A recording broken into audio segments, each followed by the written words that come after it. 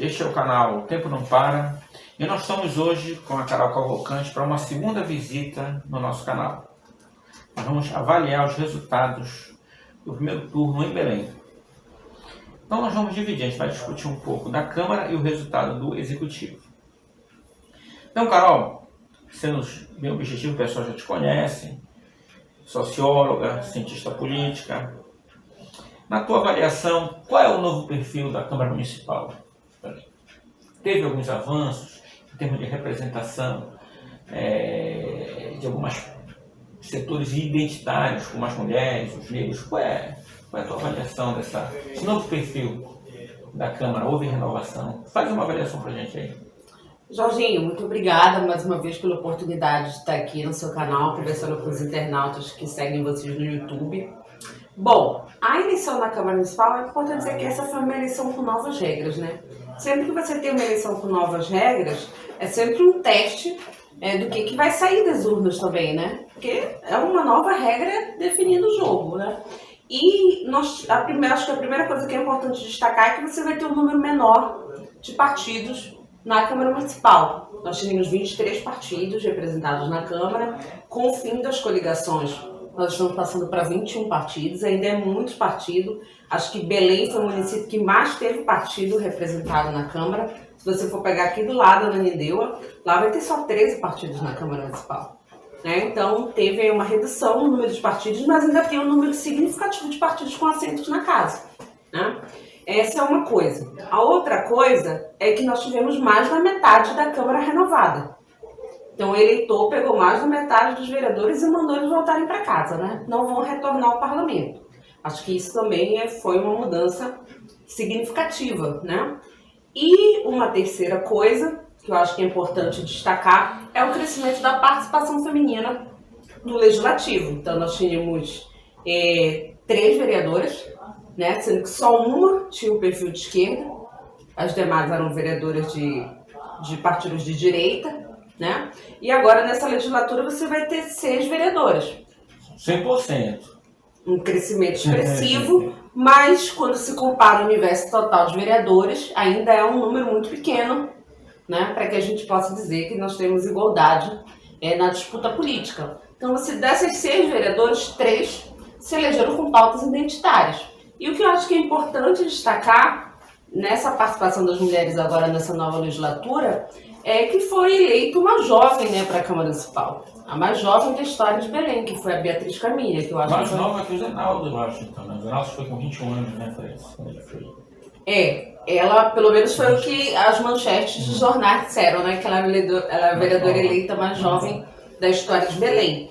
Então, nós temos aí uma jovem ocupando uma cadeira na Câmara e que se elegeu com uma pauta identitária, né? Uma pauta de uma jovem, mulher, estudante, negra, bissexual, né? Então, você tem aí voz no parlamento de setores que estiveram historicamente marginalizados.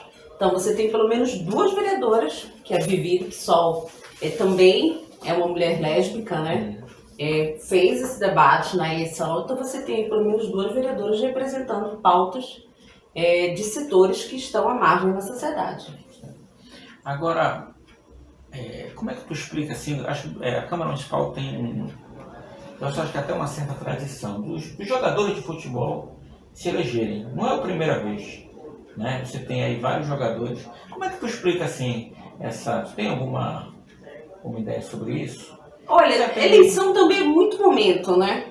Eu não acompanho... Os pênaltis Eu não acompanho o futebol, por exemplo, mas eu vi que teve alguma partida aí que o goleiro, né, teve um bom desempenho, né? E a rede social choveu de pessoas divididas. Uma parte dizendo que ele não poderia ser eleito porque ele deixaria o clube, né? Queriam ver ele em campo, e outra parte não, ele merece estar na Câmara. Né? Então teve aí um movimento de massa em torno da candidatura dele. E também a Câmara não foi só de figuras novas, né? Tem velhos conhecidos da política belenense que estão lá. Teve o passado pesou, então. É só ver o mais votado, né? É um velho conhecido dos belenenses. Mas assim, se a gente for comparar com a legislatura passada ela foi muito marcada pelo sobrenome, né? Então, filhos de políticos tradicionais lotaram a Câmara Municipal. E dessa vez você tem aí jovens, mulheres, né, com um perfil um pouco diferente. Mas também teve, como é que eu posso dizer, renovação familiar. Se você for pegar, por exemplo, um outro jovem que se elegeu, que é o Renan Normando, né, é uma continuidade do mandato do irmão, que se elegeu deputado, né, e agora deixou para o outro irmão o espaço da Câmara Municipal. Então também tem uma renovação familiar aí no parlamento. Meio até oligárquico, né? Algumas coisas, né? Mas... Então vamos agora focar o Executivo Municipal. Carol, na tua avaliação, quem foi os derrotados, os vitoriosos, as máquinas que funcionaram, as máquinas que não funcionaram? Qual é a tua avaliação? Olha, eu acho que o principal derrotado foi o prefeito, né? 8 anos de governo Zenaldo e ele não conseguia sequer manter uma candidatura competitiva da base que pudesse ir para o segundo turno. Então o candidato apoiado por ele teve uma votação muito baixa. Na verdade, oficialmente ele apoiou só um, né? Mas a base aliada que deu sustentação para o governo dele durante 8 anos saiu com mais de um candidato. Saiu com o Thiago e saiu com o Cássio, né? E, a meu ver, essa divisão fragilizou o campo do prefeito e impossibilitou que ele tivesse uma candidatura competitiva capaz de chegar no segundo turno. Acho que o segundo derrotado foi o governador, né? Também que não funcionou, né? O governador utilizou os programas de TV do candidato Triante praticamente para se defender, né? Para dar sua versão sobre os últimos acontecimentos políticos, série de denúncias graves que pesam contra ele, né? E ele utilizou praticamente o programa de TV para se defender e ser o principal cabo eleitoral do primo dele, né? Que era o Triante. E aí o resultado foi que não chegaram ao segundo turno, né? Acho que o voto anti-barbalista, acho que o eleitor rejeitou a família Barbalho nas urnas, né? Aqui em Belém, né? Em Belém, no interior do estado, eles tiveram um número de prefeitos eleitos muito expressivo, né? O maior partido hoje no Pará é eles. Agora, Carol, é o seguinte, no nosso último debate... Mas para concluir o raciocínio de quem saiu vitorioso, eu acho que Edmilson sai vitorioso. Primeiro, que conseguiu articular uma frente ampla de partidos no entorno dele, né? Isso lhe garantiu um bom tempo de televisão, né? E saiu com uma margem de vitória em relação ao segundo colocado, que é um outsider. Mais de 10 pontos, né? Bem mais de 10 pontos na frente do segundo colocado, que é um outsider, um cara que aparece negando a política, né? Muito na linha do que foi o bolsonarismo em 2018, negando a política, né? Se mostrando antipolítico, né? E chega no segundo turno numa condição, digamos, de vantagem, né? Ele ainda é o favorito para ganhar a eleição. Então, acho que Edmilson foi o grande vitorioso no primeiro turno. E Zenaldo e Helder Barbalho foram, com certeza, os derrotados. Mas se os nossos internautas verem a nossa última entrevista, a gente falou muito do voto conservador em Belém. Como é que tu explica, então, essa corrida por fora aí do... Eu acho que a gente não pode subestimar o eleitor. O eleitor sabe jogar, né? O eleitor tem suas preferências. O eleitor conservador, se você for pegar as pesquisas, por exemplo, tinha um número muito grande de indecisos em Belém. O tempo inteiro tinha um número grande de indecisos, né? E a grande dúvida é para onde iria aquele percentual de votos indecisos, né? E o eleitor ficou ali até faltando uma semana para a eleição para definir o seu voto. E, no geral, essas pessoas optaram pelo candidato delegado, né? Então, o voto conservador em Belém, que poderia ter ido para o Thiago, por exemplo, que era o candidato da máquina, ele se identificou com o delegado, né? Que é quem apresenta as pautas mais conservadoras, digamos assim, né? E mirabolantes também, né? Em relação aos demais candidatos. Então, o delegado acabou absorvendo, né, esse eleitor com um perfil mais conservador de Belém. Mas tem um fato... a nível nacional, quem o Bolsonaro abraçou